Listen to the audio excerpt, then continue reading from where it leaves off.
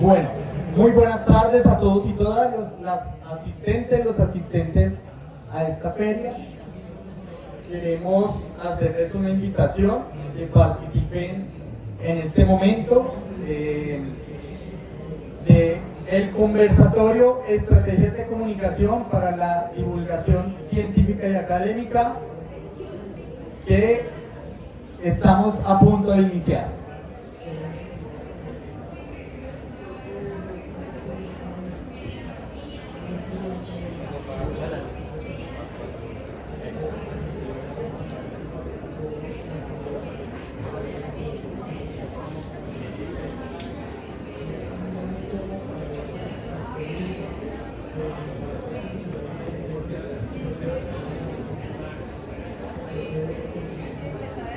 Bueno, muy buenas tardes a todos y todas. Esperamos que se encuentren muy bien. Bienvenidos al stand 147 de la Universitaria Agustiniana. Vamos a dar inicio al conversatorio Estrategias de Comunicación para la Divulgación Científica y Académica. En este conversatorio nos acompañan 3 universidades: la Universidad Nacional de Colombia, la Universidad de La Sabana y la Universidad Distrital Francisco José de Caldas. Quiero que recibamos a nuestros invitados con un fuerte aplauso. Y bueno, vamos a introducir este conversatorio presentando a nuestros invitados. Nos acompaña la doctora Diana Hincapié, abogada de la Universidad Nacional de Colombia, especialista en Derecho Administrativo y Tributario de la Universidad del Rosario, magíster en Derecho Constitucional y doctoranda en Derecho de la Universidad Nacional de Colombia y Universidad de España. Doctora. Perfecto. La Universidad Nacional y de la Universidad de Jaén en España. Y la Universidad de Jaén, la doctora. En bioética del Instituto de Investigaciones, Bioéticas de Monterrey, México. Coordinadora e investigadora del Grupo de Investigación Repensar el Derecho y líder del Observatorio Verdad y Memoria de la Facultad de Derecho, Ciencias Políticas y Sociales de la Universidad Nacional, donde también es docente de pregrado y posgrado. Recibamos con un fuerte aplauso a la doctora Diana Hincapié. Nos acompaña también la doctora Diana Lozano Prat, doctora en Educación de la Universidad Francisco José de Caldas, magíster en Comunicación Educación, también de la Universidad Distrital Francisco José de Caldas, especialista en procesos lectoescriturales de la Corporación Universitaria Minuto de Dios y licenciada en Lenguas Modernas de la Universidad Inca de Colombia. Se ha desempeñado como docente universitaria en varias instituciones, destacándose su labor desde el 2017 en la Universidad Distrital, donde orienta cursos de posgrado relacionados con comunicación, educación y escritura, así como su experiencia en docencia en pregrado en la Fundación Universitaria Compensar. Actualmente es docente en la Secretaría de Educación del Distrito y liderado el Observatorio Vigías Mediáticos, Observatorio de Medios, vinculado al Colegio Francisco de Paula Santander y a la Universidad Distrital Francisco José de Caldas de la Maestría de Comunicación y Educación. Les damos con un fuerte aplauso a la doctora Diana. Y nuestro tercer invitado es el doctor Juan David Cárdenas Ruiz, profesor asociado e investigador de la Facultad de Comunicación de la Universidad de La Sabana. Pertenece al Departamento de Comunicación Pública. Es politólogo de la Universidad Nacional de Colombia, especialista en opinión pública y marketing político de la Universidad Javeriana, magíster en estudios políticos y doctorado en estudios políticos del Instituto de Estudios Políticos y Relaciones Internacionales de la Universidad Nacional de Colombia. Actualmente se desempeña como director del Grupo de Investigación del Observatorio de Medios de la Universidad de La Sabana. Cuenta con 16 años de experiencia docente e investigativa, con una amplia participación en eventos científicos, en la publicación de artículos en revistas indexadas y capítulos de libros de investigación, en el campo de la opinión pública, la comunicación política y la cultura política. Decíamos con un fuerte aplauso al doctor Juan David Cárdenas. Asimismo, por parte de la universidad, nos acompañan los docentes investigadores: Arnold Esteban Bonilla Reyes, docente investigador vinculado a la Vicerrectoría Académica y de Investigaciones. Actualmente se encuentra realizando estudios doctorales en comunicación en la Universidad Nacional de La Plata. Es magíster en comunicación, desarrollo y cambio social y de base comunicador social. Su experiencia investigativa se ha construido a partir del campo de las ciencias sociales y humanas, específicamente en las áreas de comunicación, cultura y educación. Aporta desde el componente cualitativo, analítico y escrito al proyecto de investigación. Asimismo, se encarga de coordinar el equipo de investigadores y realizar seguimiento a las funciones y actividades propias del observatorio. Démosle un fuerte aplauso al máster Arnold Esteban Bonilla. También nos acompaña la maestra Sandra Perilla, docente investigadora vinculada al Departamento de Ciencias Básicas. Es matemática y magíster en matemáticas. Ha realizado investigaciones en matemática en las líneas de álgebra y lógica, en educación matemática, liderando proyectos de investigación que contribuyen al fortalecimiento de las competencias en matemáticas básicas necesarias para la transición de la educación media a la educación superior. Ha participado en proyectos de extensión y responsabilidad social.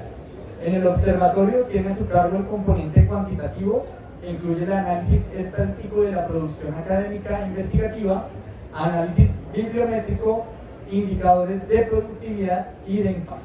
Recibamos con un fuerte aplauso a la maestra Sandra Perilla.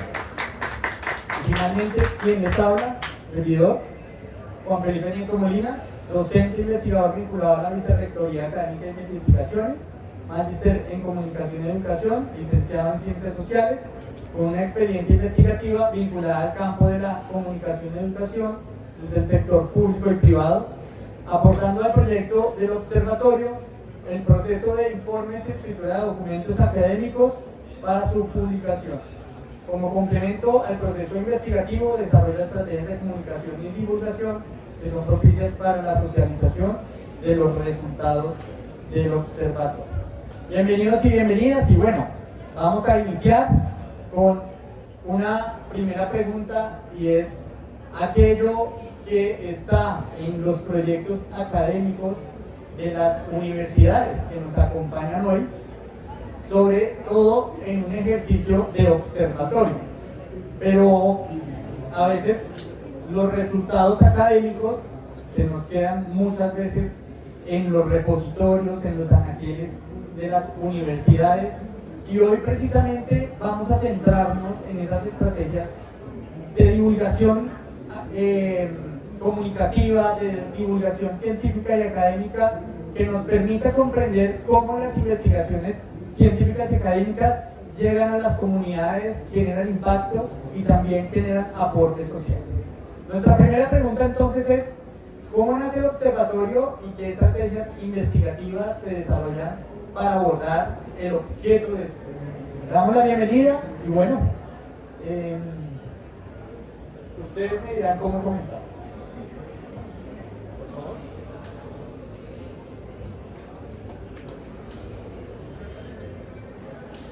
Muchas gracias a la Universidad Agustiniana por la invitación.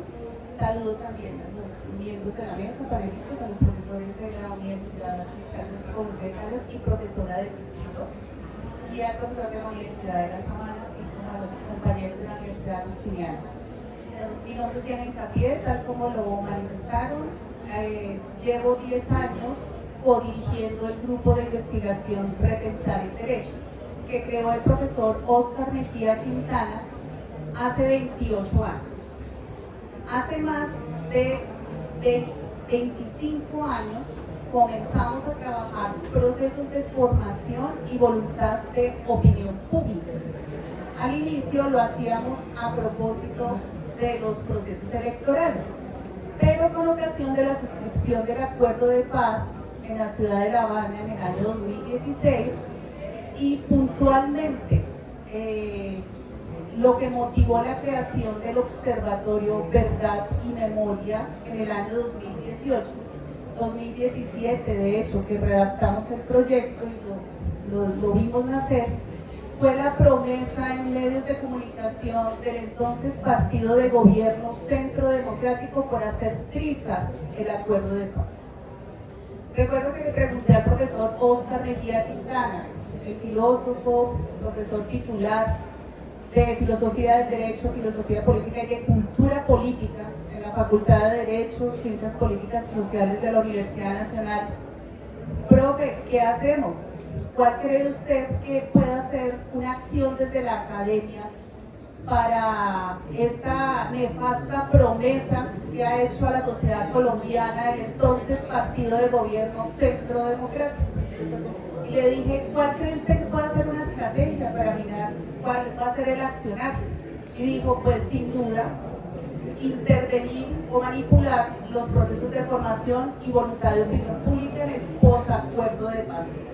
Esa es la razón por la cual creamos el Observatorio Verdad y Memoria, y desde el año 2019 tenemos registro del análisis de noticias, del análisis del discurso, de las noticias en 16 a 18 medios a nivel nacional sobre la Jurisdicción Especial para la Paz, la Unidad de Búsqueda de Personas Dadas por Desaparecidas, la Comisión para el Esclarecimiento de la Verdad, la Convivencia y la No Repetición, y en general el Sistema Integral de Paz.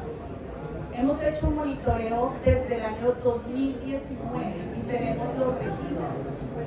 ¿En qué vamos ahora?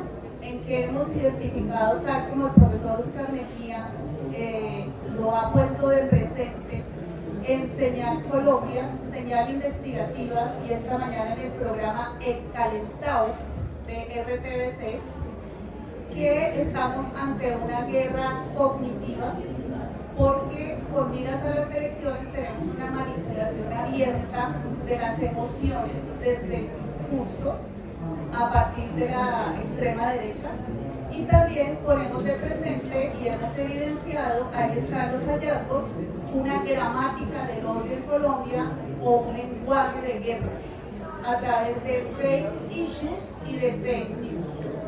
En eso vamos.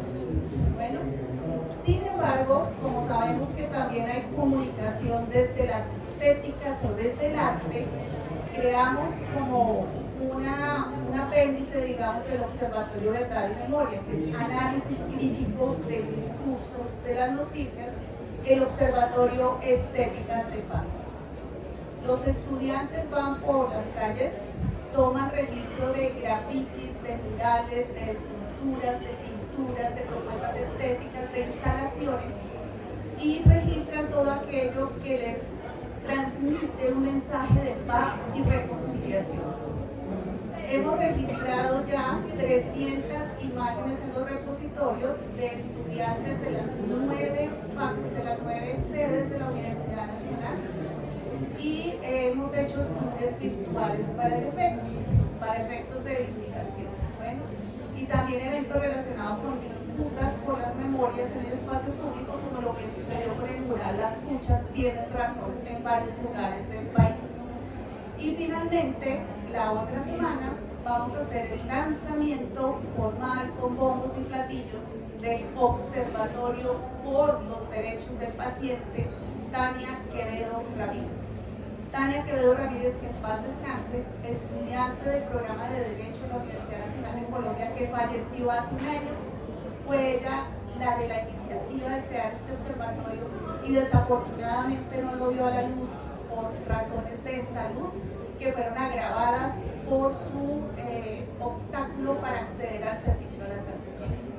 Entonces tenemos Observatorio Verdad y Memoria, Observatorio Estéticas de Paz y Observatorio por los Derechos del Paciente.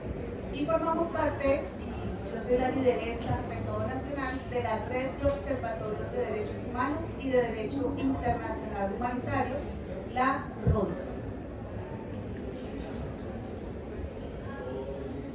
Bien, gracias a la profe Diana. Yo también me llamo Diana Lozano y soy docente de la Secretaría de Educación y de la Universidad Estatal también. un poco para poner en contexto esta idea de observatorio, esta noción de observatorio, podemos poner un poco a dialogar la idea de ver y de observar, ¿sí? Cuando vemos, pues utilizamos nuestros sentidos para ver, pero es algo más inmediato, ¿no? Es como lo que yo veo, pero que tal vez no registro, pero pues sigue estando ahí, ¿no? Presente. Sin embargo, cuando hablamos del observatorio, estamos con la palabra observar, y la observación implica una toma de distancia. En el caso de un observatorio de medios, hacemos una toma de distancia crítica. ¿Y cómo surge este observatorio? Surge incluso del trabajo de maestría que yo llevé a cabo con estudiantes del Colegio Francisco de Paula Santander, como docente también del colegio público que soy. Y a mí siempre me ha inquietado mucho la incidencia que tienen los mensajes mediáticos en los jóvenes y cómo pues esa manipulación emocional, esos mensajes tan organizados y tan pensados para que pues en vez de formar sujetos y ciudadanos estemos en el contexto mediático formando más que todo consumidores, ¿no?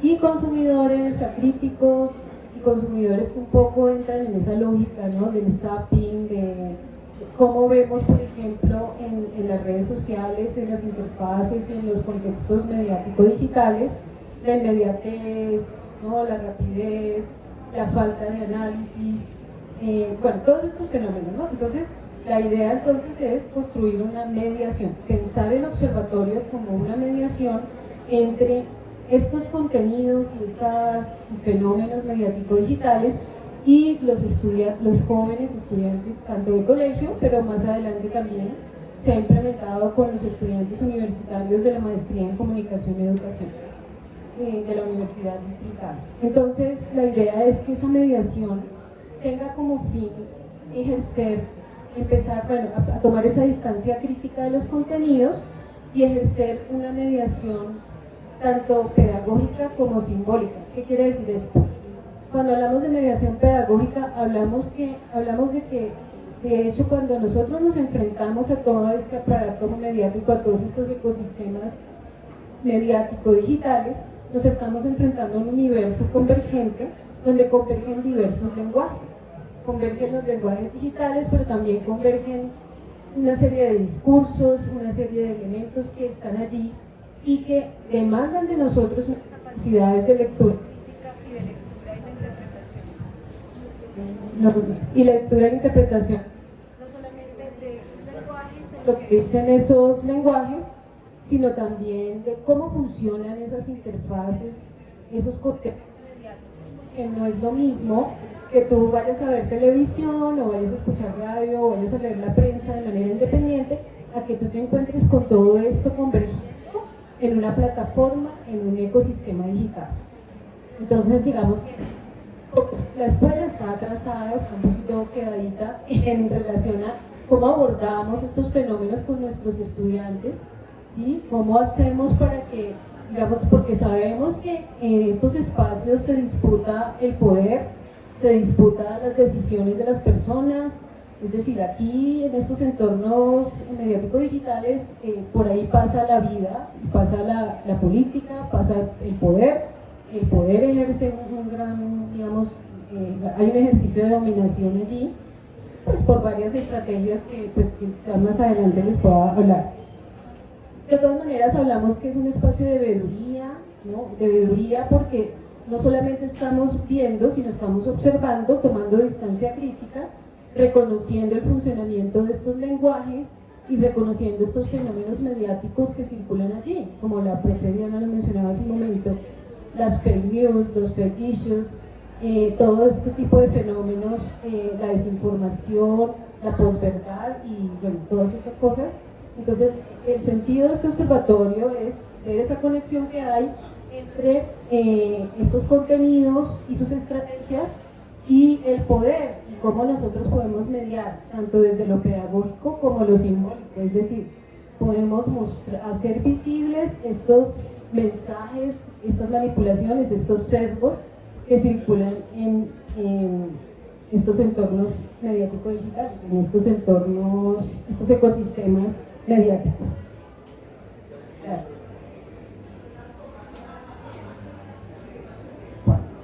Muy buenas tardes, muchas gracias a la Universidad Mexicana por la invitación, saludo también a los compañeros de la mesa y a todos los que nos acompañan. El Observatorio de Medios de la Universidad de La Sabana surge en el año 1997 a raíz de un hecho muy puntual que tiene que ver con la cultura política formada en Colombia, pero sobre todo por la inquietud sobre la manera como los medios estaban cubriendo los acontecimientos políticos, sobre todo por una práctica que era muy común en ese momento, que era el acudir a la magnitud y hacer bastante políticos de la manera en que se representaba la violencia en Colombia. A partir de eso, la Facultad de Comunicación de la Universidad de La Sabana convoca a medios de todo el país a firmar un acuerdo que se llama el Acuerdo por la Discreción, donde establecieron unos protocolos, unos códigos de orden para cubrir la violencia y para cubrir el conflicto en Colombia.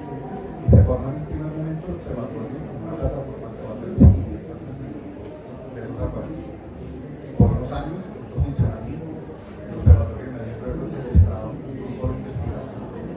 En este momento estamos en la categoría de ciencia, tenemos 6 investigadores de planta, tenemos un semillero de investigación y digamos que trascendimos un poco este primer ejercicio que ya le da origen al observatorio como, digamos, un proyecto, como una inquietud académica, política y social, y se ha convertido en un espacio de investigación y de formación de investigadores. Actualmente nos motivan y nos mueven muchas de las inquietudes que ya los compañeros aquí han mencionado, sobre todo tratar de entender cómo las transformaciones de los sistemas mediáticos generan transformaciones en la cultura, pero sobre todo cómo esto está generando una transformación también en la disputa del poder político, del poder simbólico, del poder cultural. Por eso gran parte de nuestros proyectos de investigación han dejado de plantear que la idea de analizar únicamente medios para la vida de los actores mediáticos. Creemos que las discusiones y sobre todo la disputa del poder político hoy en día no es una disputa exclusiva ni monopolizada por medios tradicionales, sino que hoy en día, como lo vemos en los acontecimientos de las elecciones actualmente, como lo fue el estallido social en 2021, como ha pasado en reiterados episodios, los medios están hoy en día compitiendo, en algunos casos perdiendo la competencia de los actores mediáticos. Están construyendo otros tipos de legitimidades, están construyendo otros discursos, están construyendo otros lenguajes, y a partir de las transformaciones que nosotros nos paramos y enunciamos estas nuevas preguntas que empezamos a desarrollar en proyectos de investigación. Esa es nuestra lógica de trabajo, ser un grupo registrado en conciencia, tenemos que tener proyectos registrados que utilizan el semillero de investigación, un semillero sombrilla de todo el grupo, donde cada profesor convoca estudiantes para trabajar proyectos, los acompaña también a lo largo del paso del semillero, nos forma como investigadores. De hecho, todos los que entran al semillero se gradúan por haber pasado por el semillero, no solo por el paso, sino por el desarrollo de una serie de productos académicos y de divulgación científica. Es decir, que somos una plataforma también de investigación, pero a la vez de formación de investigadores a través de procesos de investigación aplicada.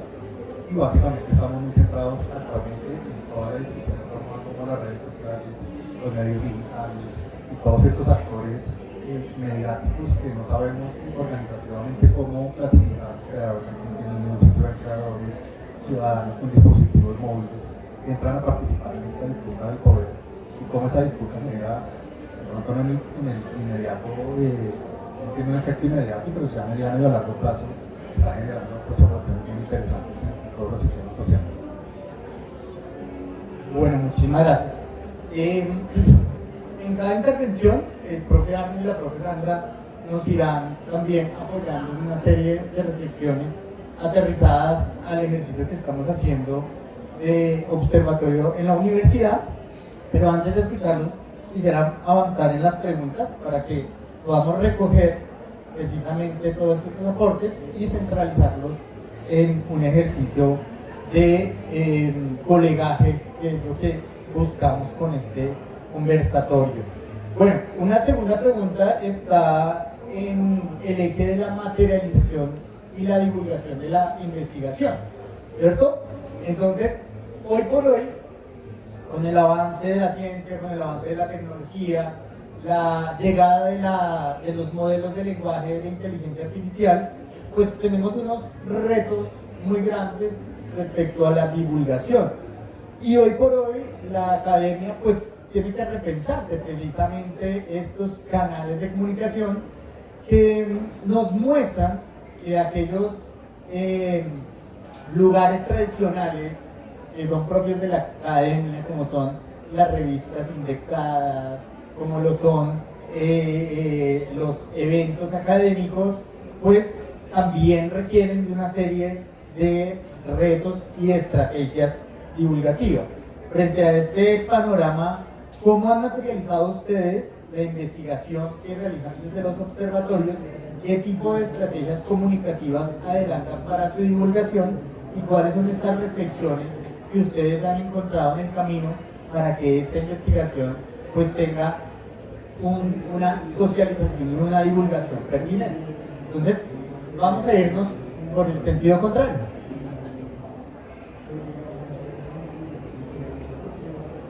Bueno, en nuestro caso, como mencionaba, este grupo de investigación tenemos unos compromisos, unas obligaciones, pero desde la última convocatoria llamaba la atención para todos los grupos de investigación.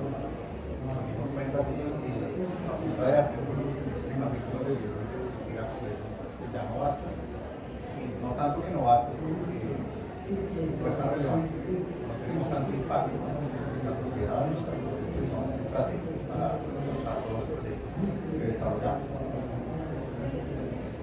Entonces, digamos que nosotros nos estamos moviendo en dos líneas.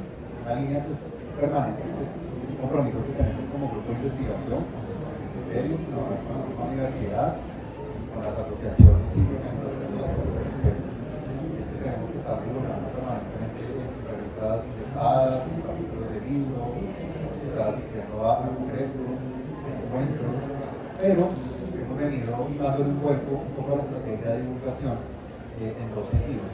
Primero, en fortalecer la proyección social, el relacionamiento con actores. Tenemos en este momento un convenio con la Comisión de Observación Electoral. Participamos del Observatorio de la Democracia, desde el Observatorio de Medios, con estudiantes que están participando en este momento en el monitoreo de medios y movimiento a elecciones, que fue un tema relacionado con el equilibrio informativo, con el equilibrio de género, con la perspectiva de igualdad de género en términos de minorías sexuales, minorías raciales, minorías étnicas, incluso toda la perspectiva de que están presentes tanto dentro de las comunidades trans y el movimiento mediático. Estamos presentes también y tenemos relaciones con otro tipo de organizaciones, no solo académicas, sino también empresariales, institucionales, estatales, donde todo el tiempo estamos tratando de incidir más allá de simplemente publicarlo. Usted me mencionaba, normalmente terminamos en un repositorio o en una biblioteca donde publicamos para leer con impacto. Bien. El segundo escenario es uno que estamos construyendo y es una página web del grupo de investigación para divulgar lo que hacemos como investigadores. Pero más allá de una perspectiva académica, también una perspectiva de expertos que podamos opinar de distintas discusiones que se dan en el ámbito público.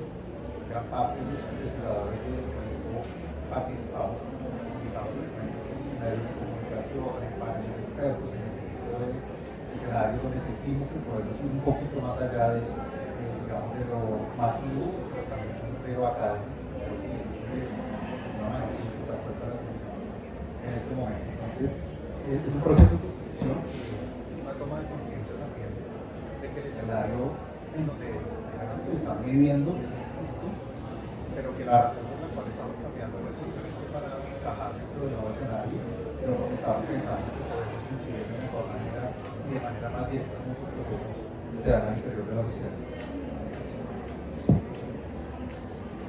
Gracias. Totalmente de acuerdo contigo. Hay que diversificar esos espacios de divulgación. Por ejemplo, en el caso de la estancia de la escuela, hay unos espacios, digamos, compartidos escolares, como la emisora escolar, donde se ha divulgado la cuestión del observatorio. La emisora funciona también a nivel local y a nivel nacional también tiene alcance, pero también en los espacios de socialización escolar, como el foro educativo institucional, donde el año pasado fuimos el segundo puesto con el proyecto del observatorio. Igualmente ya a nivel universitario es muy incipiente, pues empezó el año pasado, con un semestre estudiantes que desarrollaron un proyecto muy interesante donde socializaron sus productos que son que responden a un análisis que se hace de los contenidos mediáticos a la luz de una estrategia que es el contrato de lectura. El contrato de lectura es una propuesta del Liceo Menor, que es un socio semiólogo, quien nos presenta pues este asunto de la negociación, un elemento muy importante que se está trabajando en el observatorio. Y ellos lo que hicieron fue subir esos contenidos a una página que tiene conexión con la página de la universidad, de la maestría de la universidad, y allí se están socializando pues, como los resultados de esos trabajos, esos análisis. Y los análisis lo que hacen es también hacer una comparación entre los diferentes soportes y cómo tratan un contenido. Y es decir, aquí hablamos de los mismos fenómenos, ¿no? Por ejemplo, fenómenos en lo que tiene que ver con la política, cómo estos fenómenos, cómo cada medio trata el contenido, y ellos lo que hacen es un análisis de cómo es ese tratamiento y hacer visibles pues como todas estas irregularidades, se puede decir así, o como todos estos situaciones donde definitivamente hay unos sesgos para que la opinión pública se incline hacia determinado candidato, o para que la opinión pública piense esto o aquello de determinada situación en la vida cotidiana, incluso cosas como lo relacionado con lo que pasa en los medios, como lo que pasa por ejemplo en el transporte público y el manejo que se le da a ciertos sectores, como a los estudiantes, como a los profesores, es decir, en los medios de comunicación. Es bien sabido que en los medios de comunicación, en los noticieros, pues nosotros nos encontramos a veces con sesgos en el tratamiento de los actores sociales, ¿no? Entonces siempre que hay una marcha, entonces, por ejemplo, los profes tildados de perezosos, los estudiantes de revoltosos, y ese tipo de fenómenos son analizados en estos contenidos. La idea es que este observatorio se ligue con el AlfaMed, que es una red interuniversitaria iberoamericana de la competencia mediática. Entonces, estos análisis que se hacen de los contenidos pasan por esta cuestión de la competencia mediática, donde miramos aspectos como el lenguaje, la tecnología y la producción de contenidos. Y en esa parte de la producción de contenidos, por ejemplo, analizamos cómo la gente crea sus propios contenidos. Es decir, la gente también tiene como autocomunicación de masas, como nos dice Castells, como prosumidores, como nos dice José Ignacio Aguader. El prosumidor es la persona que consume, pero que a la vez produce contenidos. A mí me parece clave en esta discusión pensar que saliéndonos de ese ámbito de lo académico, de la revista indexada, que obviamente tiene que estar porque nosotros también estamos ligados a un grupo de investigación y eso tiene que, digamos, es muy importante que se cumpla esa situación, pero también es muy importante, por ejemplo, reconocer que si nosotros no estamos dentro de esa misma lógica o no la conocemos por dentro, como dicen, como un caballo de Troya, ¿no? Tengo que conocer cómo funciona para poder también de esa misma manera y con los mismos elementos y herramientas poder, es decir, poder incidir con contenidos críticos, con contenidos que de alguna manera den respuesta a estas manipulaciones o estas situaciones que se presentan en las redes sociales y en los ecosistemas comunicativos. Entonces creo que muy importante, y cuando nosotros estamos trabajando con los estudiantes es, bueno, a veces ellos dicen, no, es que esos medios masivos, tal cosa, pero a veces los medios masivos nos brindan claves que nosotros podemos utilizar a nuestro favor para desde una posición crítica hacer cuestionamientos precisamente a todas estas situaciones que se presentan mediáticamente hablando. Y no solamente mediáticamente, sino analizando todo el contexto que está allí.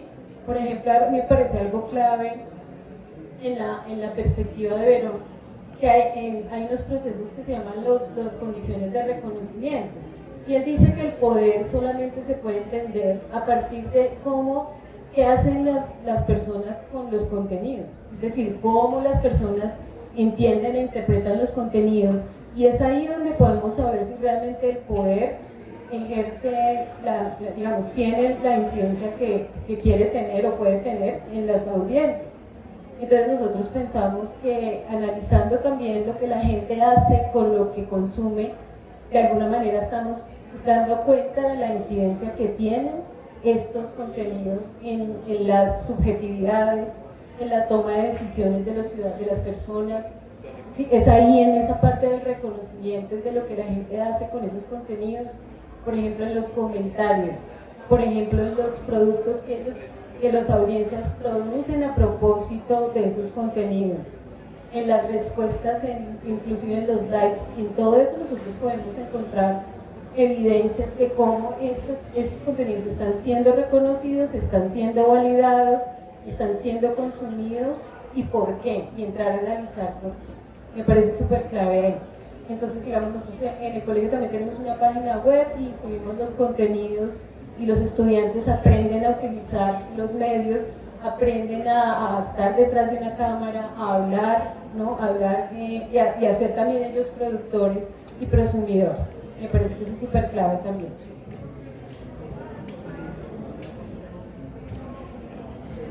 Lo que puedo agregar a lo que los colegas han señalado es lo siguiente: la dificultad de hacer el monitoreo. Un observatorio debe garantizar un monitoreo, una vigilancia permanente del fenómeno, ¿sí?, para generar datos y poder hacer contrastes, bueno, o estudios comparados. ¿Qué sucede, por ejemplo, con la Universidad Nacional de Colombia, puntualmente con la Facultad de Derecho, Ciencias Políticas y Sociales, aunque también hemos tenido estudiantes de la Facultad de Ciencias Humanas, de la Facultad de Ingeniería, en fin, es interdisciplinario el curso? Que mientras que no tengamos estudiantes con la calidad de estudiantes activos, no hay quien haga el monitoreo. Se planteó en el año 2019 como un trabajo manual, tan manual que los jóvenes buscan las noticias en los medios de comunicación que ellos escogen o les son asignados, y luego diligencian un forms que se encuentra disponible en el correo electrónico con unas preguntas orientadoras. Intentamos darle contenido, digamos, a su análisis desde las categorías de neutralidad, relevancia, equilibrio y veracidad. Bueno, ¿qué sucede? ¿Qué ha pasado con el tiempo? Al principio publicábamos los resultados en un boletín digital que ellos mismos habían creado. Tenía 3 secciones. La sección anamnesis, a propósito de actos de memoria, nosotros trabajamos la razón